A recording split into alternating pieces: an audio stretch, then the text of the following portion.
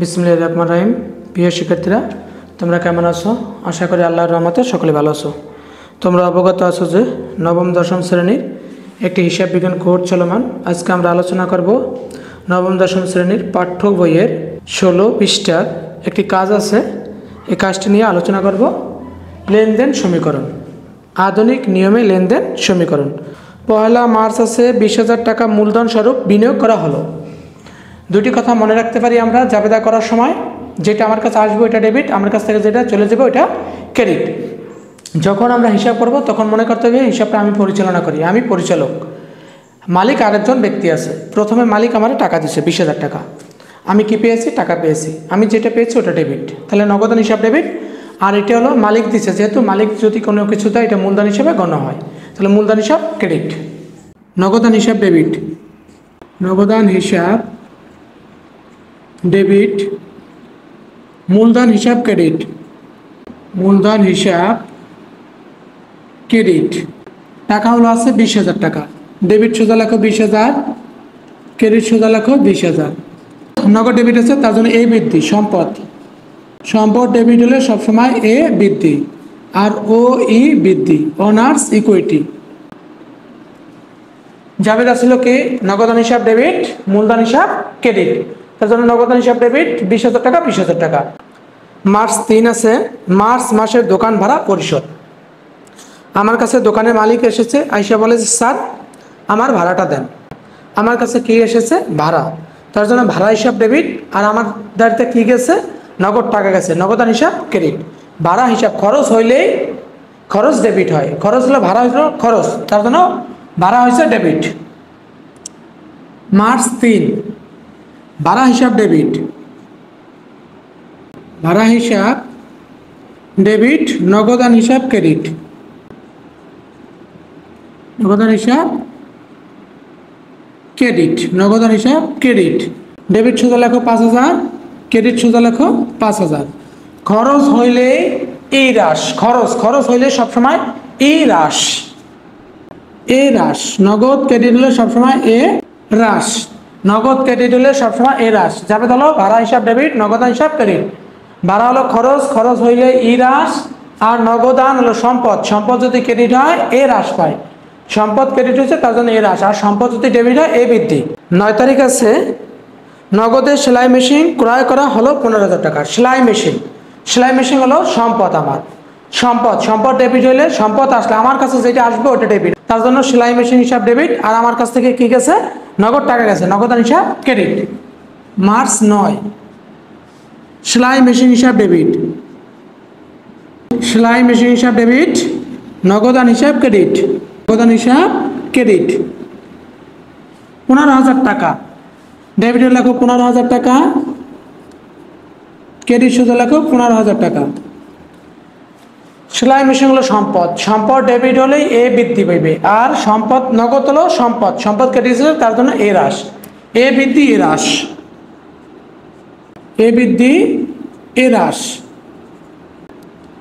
এ বৃদ্ধি এ হ্রাস। জাবেদা ছিল আমার কাছে এসেছে সেলাই মেশিন, যেটা আমার কাছে আসবে ওইটা ডেবিট, তার জন্য সেলাই মেশিন হিসাব ক্রেডিট, তার জন্য সেলাই মেশিন হিসাব ডেবিট। আর আমার কাছ থেকে কি গেছে? নগদ টাকা গেছে, নগদান হিসাব ক্রেডিট। 15,000 টাকা, 15,000 টাকা। সেলাই মেশিন হলো সম্পদ, সম্পদ ডেবিট আছে তার জন্য এ বৃদ্ধি, আর নগদ হলো সম্পদ, সম্পদ ক্রেডিট আছে তার জন্য এ বৃদ্ধি। সম্পদ ডেবিট হলে, এই যে সম্পদ ডেবিট হলে তার জন্য এ বৃদ্ধি পায়, আর সম্পদ ক্রেডিট হলে এ হ্রাস পায়। 14 তারিখ আছে, কাপড় সেলাই বাবদ মজুরি আদায়। জাবেদা কি? আমি মজুরি পাইছি, মানে আমি টাকা পেয়েছি, আমি যেটা পাইছি ওটা ডেবিট। আমি পেয়েছি নগদ টাকা, নগদান হিসাব ডেবিট। আর আমার হাতে কি গেছে? সেবা গেছে। সেবা যদি যায় মানে আয় হইলেই ক্রেডিট হইবে সবসময়ের জন্য, আয় হইলে সবসময়ের জন্য ক্রেডিট। জাবেদা হলো নগদান হিসাব ডেবিট, আর সেবা আয় ক্রেডিট। নগদান হিসাব ডেবিট, নগদান হিসাব ডেবিট, আর সেবা আয় হিসাব ক্রেডিট, সেবা আয় হিসাব ক্রেডিট। টাকা আছে 2,000, ডেবিটে লেখো 2,000, ক্রেডিট সোজা লেখো 2,000। নগদ, নগদ ডেবিট হইলেই এ বৃদ্ধি পাবে সব সময়ের জন্য, এ বৃদ্ধি। সেবা হলো আয়, আয় হয়েছে ই বৃদ্ধি। আমার আয় হইলে সবসময়ের জন্য ই বৃদ্ধি পায়, আর ব্যয় হইলে সবসময়ের জন্য ই হ্রাস পায়। 17 তারিখ আছে দোকানের প্রচারণা বাবদ ব্যয় 1000 টাকা। প্রচারণা বাবদ ব্যয়, আমি বিভিন্ন জায়গায় আমি প্রচারণা করছি, হয়তো মাইকিং করা অথবা বিভিন্ন ব্যানার বিলবোর্ড লাগানো, ওটা বলে বিজ্ঞাপন। যাবে তাহলে বিজ্ঞাপন হলো খরচ, বিজ্ঞাপন হলো ব্যয়, তার জন্য বিজ্ঞাপন হইবে ডেবিট, আর আমার কাছ থেকে নগদ টাকা গেছে, নগদান হিসাব ক্রেডিট। যাবে তাহলে বিজ্ঞাপন হিসাব ডেবিট, নগদান হিসাব ক্রেডিট। বিজ্ঞাপন হিসাব ডেবিট, বিজ্ঞাপন হিসাব ডেবিট, নগদান হিসাব ক্রেডিট, আর নগদান হিসাব ক্রেডিট। টাকা আছে 1000 টাকা, 1000 ক্রেডিট সোজা লেখো 1000, ব্যয় হইলে ই হ্রাস, আর নগদ হলো সম্পদ, সম্পদ হইলে এ হ্রাস, সম্পদ হইলে সবসময়ের জন্য এ হ্রাস। বিজ্ঞাপন ছিল তার জন্য লিখছি আমরা বিজ্ঞাপন হিসাব ডেবিট, নগদ হিসাব ক্রেডিট। বিজ্ঞাপন হলো ব্যয়, ব্যয় হয়েছে তার জন্য হলো ই হ্রাস, আর নগদান হলো সম্পদ, সম্পদ ক্রেডিট হইলে এ হ্রাস। 22 তারিখ আছে গ্রাহক হতে স্লাইড মজুরি বাবদ প্রাপ্য 1500 টাকা। প্রাপ্য, প্রাপ্য বলতে এখন পর্যন্ত আমি পাইনি, টাকা পাবো। প্রাপ্য অর্থ টাকা আমি পাই নাই কিন্তু টাকা পাবো, আর সেবা দিছি আমি বাকিতে। বলছে যে স্যার আমি 2 দিন পরে এসে আপনার টাকাটা দিয়ে যাবো হানি। তার জন্য আমরা লিখতে পারি প্রাপ্য হিসাব ডেবিট, প্রাপ্য হলো সম্পদ, সম্পদ হইলে রেমলে ডেবিট, প্রাপ্য হিসাব ডেবিট, আর আমার কাছ থেকে গেছে হলো সেবা, সেবা আয় ক্রেডিট। 22 তারিখ প্রাপ্য হিসাব ডেবিট,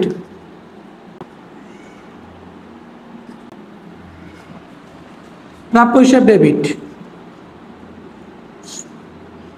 আর সেবা হলো আয় ক্রেডিট। টাকা হলো আছে 1500 টাকা, 1500। প্রাপ্য হলো সম্পদ, সম্পদ হলো এ বৃদ্ধি, আর হলো সেবা হলো আয় হয়েছে, আয় হলে ই বৃদ্ধি, সেবা হলো আয়। যাবে তার ছিল কি প্রাপ্য হিসাব ডেবিট, আর সেবা আয় ক্রেডিট। প্রাপ্য হলো সম্পদ, সম্পদ সম্পদ তার জন্য এ বৃদ্ধি, আর সেবা হলো আয়, আয় হইলে ই বৃদ্ধি। 25 তারিখ সেলাই মেশিন মেরামত করা হলো 300 টাকা। মেরামত করছি, মেরামত হলো খরচ, মেশিন মেরামত করা হয়েছে তার জন্য খরচ দেওয়া হয়েছে। যাবে হলো খরচ, আমি কি বলছি খরচ হইলে ডেবিট হইবে, তার জন্য মেরামত হিসাব ডেবিট, আর আমার কাছ থেকে গেছে কি নগদ টাকা, নগদান হিসাব ক্রেডিট। 25 তারিখ মেরামত হিসাব ডেবিট, মেরামত হিসাব ডেবিট, আর নগদান হিসাব ক্রেডিট।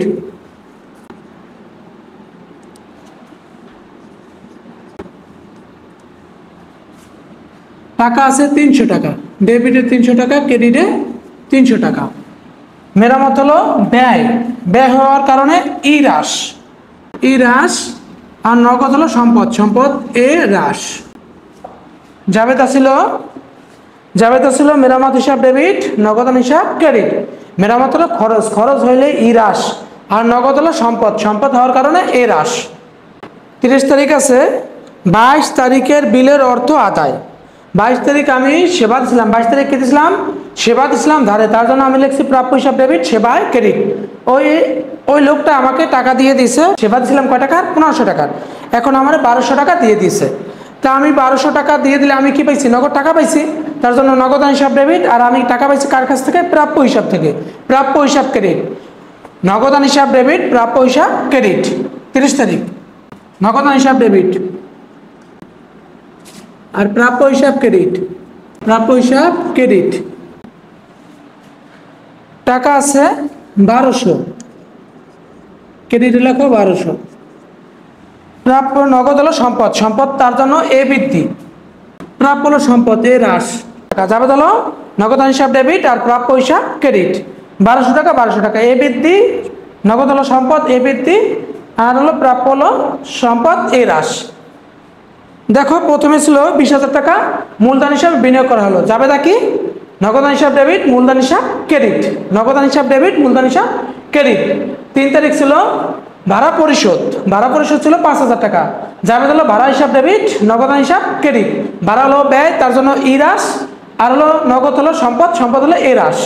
তারপর আছে 9 তারিখ আছে সেলাই মেশিন, নগদের সেলাই মেশিন ক্রয়, যাবে হলো সেলাই মেশিন হিসাব ডেবিট, আর নগদান হিসাব ক্রেডিট। সেলাই মেশিন হলো সম্পদ, সম্পদ তার জন্য এ বৃদ্ধি, আর হলো নগদ হলো সম্পদ, সম্পদ তার জন্য এ হ্রাস।